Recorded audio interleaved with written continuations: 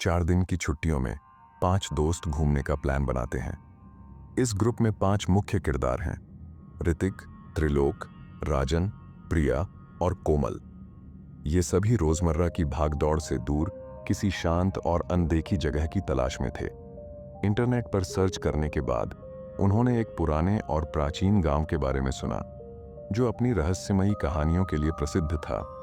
यह गांव शहर से काफी दूर था और वहां तक पहुंचना आसान नहीं था। गांव का नाम था कुंडा और यह जंगल के बीचों बीच स्थित था। इस गांव के बारे में बहुत सारी अफवाहें थीं। कहा जाता था कि यहाँ काले जादू और तांत्रिक क्रियाओं का अभ्यास होता है।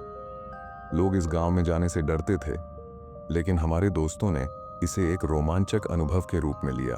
दोस्तों ने गांव तक पहुंचने के लिए एक जीप किराए पर ली। रास्ता संकरा और घने जंगलों से होकर गुजरता था। रास्ते भर ऋतिक और त्रिलोक ने हंसी मजाक किया, जबकि प्रिया और कोमल ने गांव के बारे में इंटरनेट पर और जानकारी खोजने की कोशिश की। राजन, जो स्वभाव से थोड़ा गंभीर था, लगातार आसपास के माहौल का निरीक्षण कर रहा था। क्या तुम्हें लगता है कि यह गांव सच में इतना डरावना होगा? प्रिया ने कोमल से पूछा। डरावना हो या न हो, हमें बस मजा चाहिए, कोमल ने मुस्कुराते हुए जवाब दिया। जैसे जैसे वे गांव के करीब पहुंचते गए, माहौल बदलने लगा। घना जंगल और अजीब सी शांति ने सभी को थोड़ा असहज कर दिया। आखिरकार वे गांव के बाहरी इलाके में पहुंचे। गांव में कदम रखते ही उन्हें महसूस हुआ कि यहाँ कुछ अजीब था। गांव के लोग बहुत कम बोलते थे और उनकी आंखों में एक अजीब सा डर झलकता था। किसी ने भी उनका स्वागत नहीं किया। यहाँ के लोग इतने अजीब क्यों हैं? ऋतिक ने धीमी आवाज में कहा। शायद हम अजनबी हैं, इसलिए, त्रिलोक ने जवाब दिया। गांव के बीचों बीच एक पुराना मंदिर था, जो खंडहर में बदल चुका था। गांव के बुजुर्गों ने उन्हें उस मंदिर के पास जाने से मना किया। उस जगह पर जाना मना है, वहां बुरी आत्माएं रहती हैं, एक बूढ़ी महिला ने चेतावनी दी। लेकिन दोस्तों ने इसे एक मजाक के रूप में लिया। वे गांव में घूमने लगे और कुछ अजीब चीजों को नोटिस किया।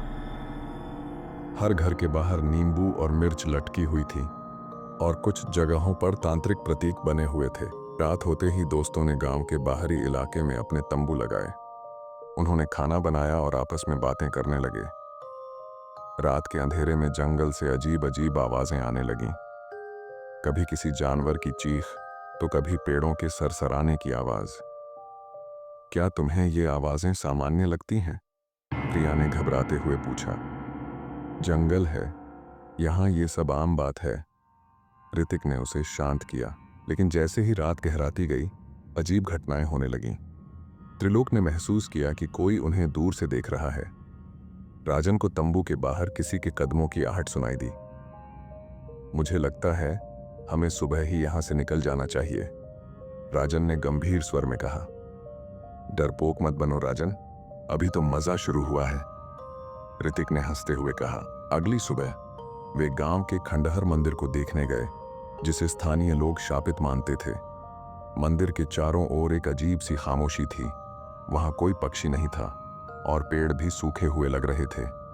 मंदिर के अंदर एक पुरानी मूर्ति थी, जिसके चारों ओर राख और हड्डियां बिखरी हुई थीं। यह जगह सच में डरावनी है, कोमल ने कहा। यह सिर्फ एक पुराना मंदिर है, ऋतिक ने माहौल को हल्का करने की कोशिश की।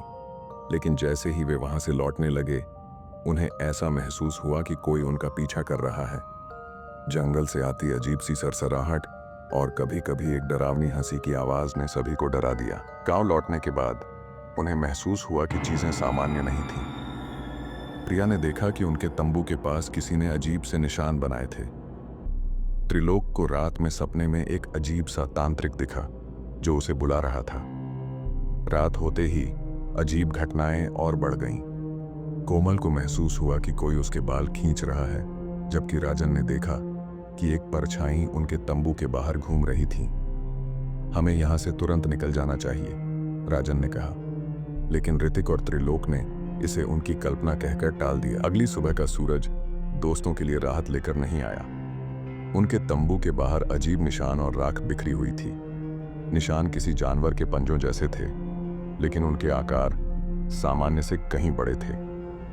यह क्या हो सकता है? प्रिया ने चिंतित होकर पूछा। कोई शरारती जानवर होगा, ऋतिक ने लापरवाही से कहा। लेकिन राजन और त्रिलोक के चेहरे पर चिंता साफ झलक रही थी। दोस्तों ने गांव के एक बुजुर्ग व्यक्ति से बात करने का निर्णय लिया। वे जानते थे कि यहाँ कुछ न कुछ गड़बड़ है। जब वे उस बुजुर्ग से मिले तो उसने उनकी बात सुनकर गहरी सांस ली। तुम लोग यहाँ से चले जाओ, यह जगह तुम्हारे लिए नहीं है, बुजुर्ग ने गंभीरता से कहा। लेकिन क्यों? ऋतिक ने पूछा। यहाँ बहुत पहले एक तांत्रिक आया था। उसने इस गांव को अपनी तांत्रिक क्रियाओं का केंद्र बना लिया था। लोग कहते हैं कि उसकी मृत्यु के बाद भी उसकी आत्मा यहाँ भटकती है। जो कोई भी मंदिर या जंगल के पास जाता है वह उसकी काली शक्ति का शिकार बनता है, बुजुर्ग ने धीरे धीरे बताया। बुजुर्ग की चेतावनी के बावजूद दोस्तों ने गांव से निकलने में देरी की। वे दोपहर के समय आसपास के जंगल में घूमने चले गए। जंगल में घूमते हुए उन्हें ऐसा महसूस हुआ कि वे किसी भूल भुलैया में फंस गए हैं। हर दिशा एक जैसी लग रही थी। हम वापस कैसे जाएंगे? कोमल ने घबराते हुए पूछा। त्रिलोक ने अपने फोन का नक्शा चेक करने की कोशिश की, लेकिन वहां नेटवर्क नहीं था। चारों ओर सिर्फ पेड़ों की सरसराहट और दूर से सुनाई देती अजीब आवाजें थीं। हमें यहां से जल्दी निकलना होगा, राजन ने कहा। जैसे ही शाम होने लगी, दोस्तों ने देखा कि एक काले कपड़े में लिपटा हुआ आदमी उन्हें दूर से देख रहा था। वह कौन है? प्रिया ने डरते हुए पूछा। शायद कोई ग्रामीण, ऋतिक ने जवाब दिया, लेकिन उसकी आवाज में भी घबराहट थी। आदमी धीरे धीरे गायब हो गया, लेकिन उसके पीछे पेड़ों पर अजीब निशान उभर आए। ये निशान तांत्रिक प्रतीकों जैसे थे। उस रात दोस्तों ने गांव में ही रुकने का फैसला किया, लेकिन रात में अजीब घटनाएं शुरू हो गईं। राजन ने महसूस किया कि कोई उसके बगल में खड़ा है। जब उसने देखा तो वहां कोई नहीं था। कोमल को सपने में वही तांत्रिक दिखाई दिया।